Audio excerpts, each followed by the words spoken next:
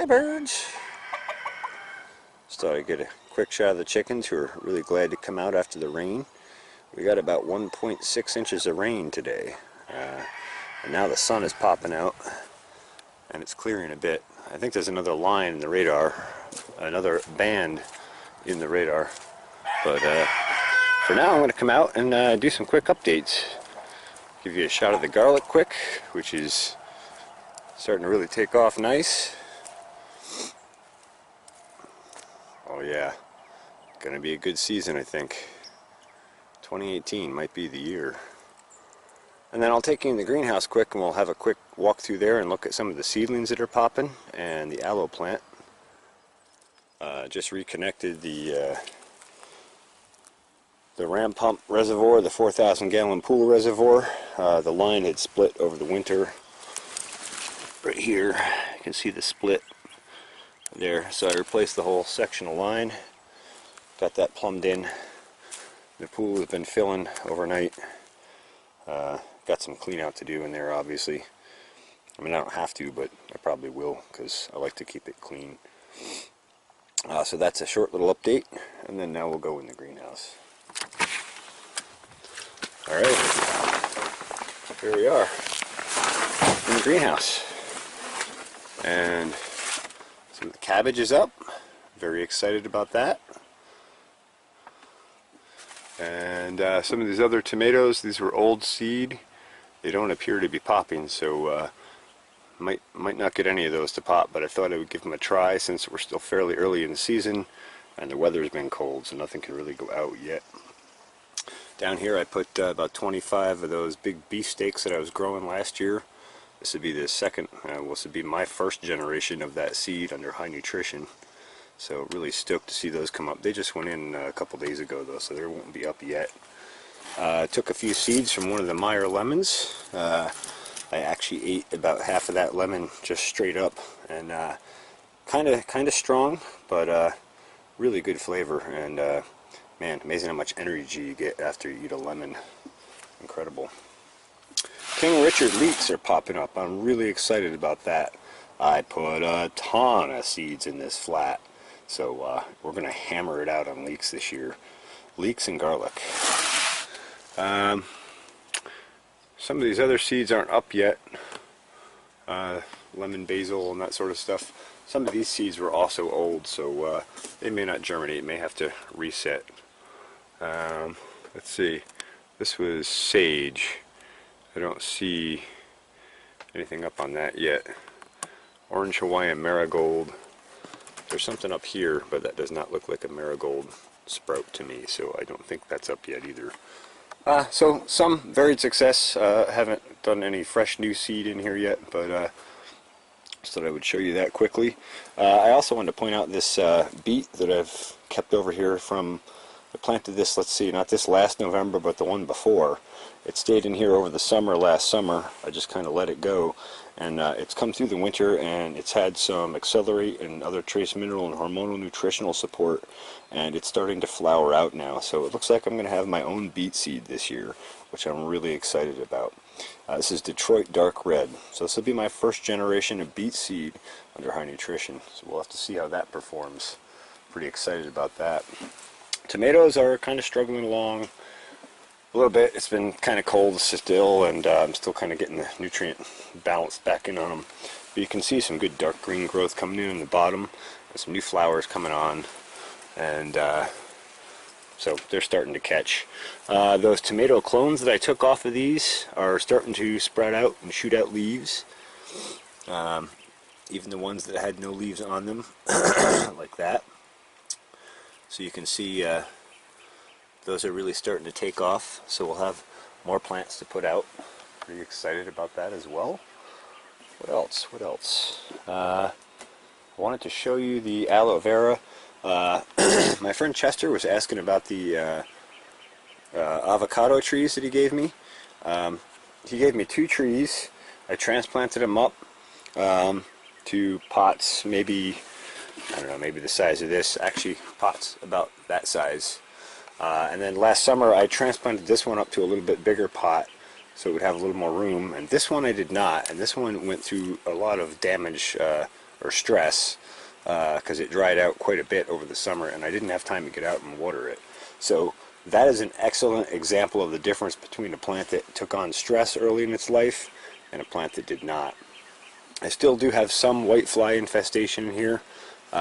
Once things warm up a little bit more, and I can open up in here with the vents, and I'll come in here now that the ram pump is running, and I'll blast off the whiteflies with some water, and we'll give another trace mineral and hormonal nutritional support.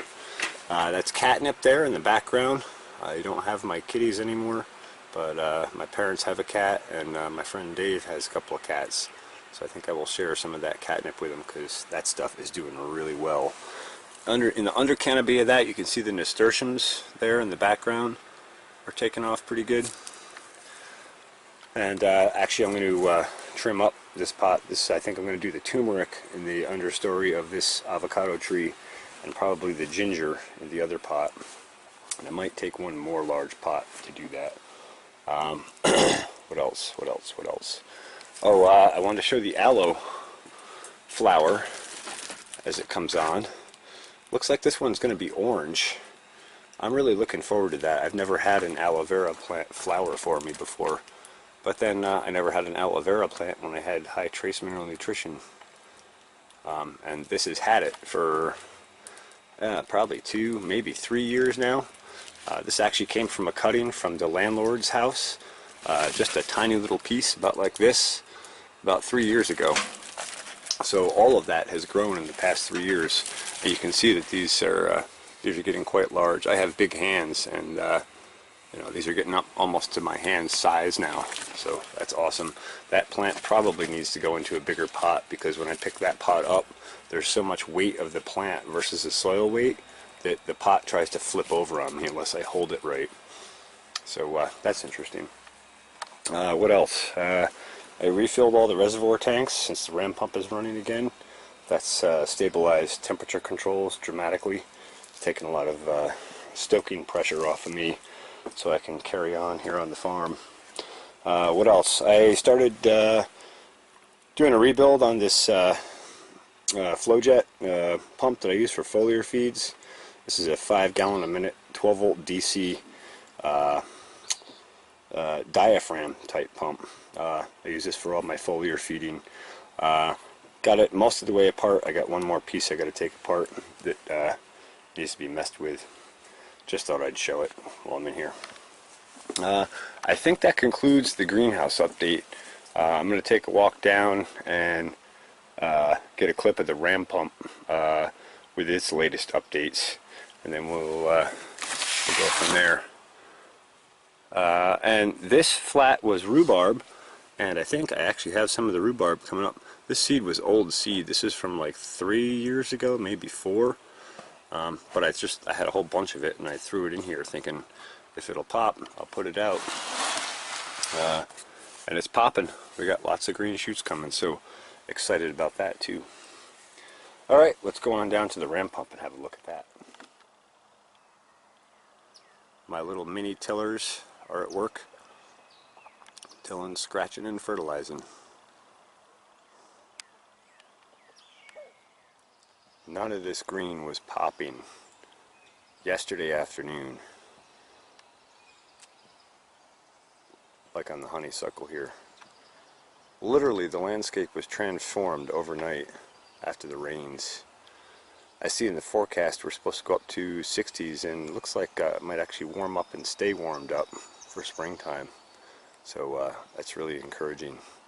Nice to come out here and see some green, feel some milder air, hear the birds chirping and singing. Just thought I would share a little bit of spring happiness. So here we are overlooking the pond, peaceful and calm. And the clay plug seal held through 1.6 inches of rain. The ram pump has been running for, I don't know, I think 48 hours straight now, with no failures, no issues, no problems, just still pumping away. Just wanted to point out that the plug held here. This seam is sealed up nice with the rain. It's nice the rain comes in and washes and kind of settles the soil in for you. And now we'll go down and take a look at some of the improvements to the ram pump. Alright, so the other night I came down here and made a few more minor improvements, but details that have long been needed. I excavated this out a little bit more, and I used that clay to build up this thrust block a little bit more. I think I'm probably going to carry this clay berm right up to that next post, because that really stabilized the pipe a lot. This section of soil, for those who don't know, this section of soil that's around the lower part of the ram pump drive line is being used as a thrust block. And what a thrust block does is act as a huge mass of weight to prevent pipe movement. So the clay kind of like suction cups itself to the pipe and you pack it down. And normally thrust blocks are built with concrete, and then you would use bolts in the concrete, and then you would bolt down to the thrust block. But in this case, because nothing here is really permanent, I've used clay so that I can just pull it back up and pull out of here and leave no trace and no ecological damage, that sort of thing. I'm very conscious about the impact that I have on the soil, the streams, and the ecology in our environment. And I think that's something we need to look at more in our farming practices in this country and abroad, because it's not being looked at as much as it should be. There is an awakening kind of coming on, but we need to do a lot more, both in thought and practice. That said, I've tamed the ram pump down to prevent erosion. One of the main things that we focused on when I worked for the engineer was erosion and sediment control. And that's important for keeping clean streams and waters, and for the deeper parts of streams where the fish breed and that sort of stuff to not be filling in with fine sediments. And a big part of that is us as humans controlling that erosion from happening so that the finer sediments don't flow off and end up in the stream. So you can see I put some moss on here to help with that. Actually, underneath that, I put a little sheet of the greenhouse plastic, which is 6 mil. Turn this off a sec so you can hear me easier. Which is 6 mil, and that sheet spans across underneath the moss here so that my thrust block doesn't erode away over time.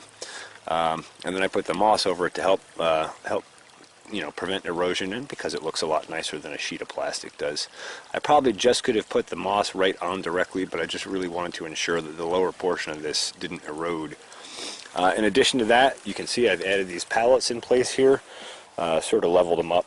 Not super level, but level enough that if they're icy you won't slip on the slope and break your butt. The final thing that I did here was put this collar in. You can see that's not on there very hard at all, but it's basically just a 2-inch PVC coupling with an 1.5 inch, with a piece of 2-inch PVC inserted into it, and it just slides over this, and you can see it slides right down to the stoppers on the valve. And so that prevents all of that splatter action that was happening before. Let me step out of the way here, I'll show you what I mean. That takes all that, which obviously causes erosion as it splatters onto the banks all over the place, and turns it into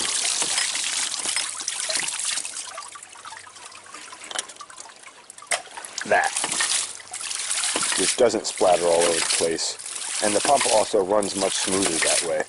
So a couple of improvements in that regard. Just wanted to share a few new improvements with you. Not doing this as a major ram pump video, just kind of including this in the farm tour today. Like I said, I will be doing a walkthrough of the new ram pump setup and discussing some of the specifics of the upgrades and their benefits. Anyway, I think that covers everything for now. If you have any questions or comments, please do so below. If you know someone who you think might like this sort of thing, please pass it along to them. Thanks for watching the Farmacy Seeds Network, and if you're not subscribed, don't forget to subscribe.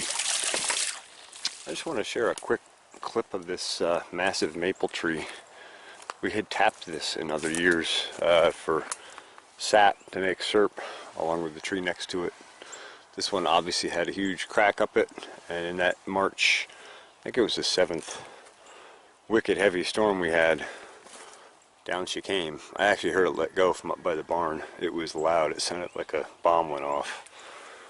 This tree, I measured it the other day. It's 36 inches in diameter. So this tree is probably 150, maybe as much as 200 years old. This tree has seen a lot in its time, and kind of a shame that it came down. But I'll use it for firewood, and you know, if some of the wood is good in it, maybe I'll use it for something artistic and creative as well. But I just wanted to share how big a tree it is, and how much it must have seen. And I also want to show you, I'll come around and show you the top part. You can see how heavy and hard this thing came down. And so there she blows. You can see that even some of these big 6 and 8 inch diameter branches, and some even bigger than that. That one's probably closer to 10. When this thing hit, they shattered. And if you ever tried to break a large piece of maple in half, it is not easy to do. Some of those pieces over there are live, were live, and were about 6 inches in diameter.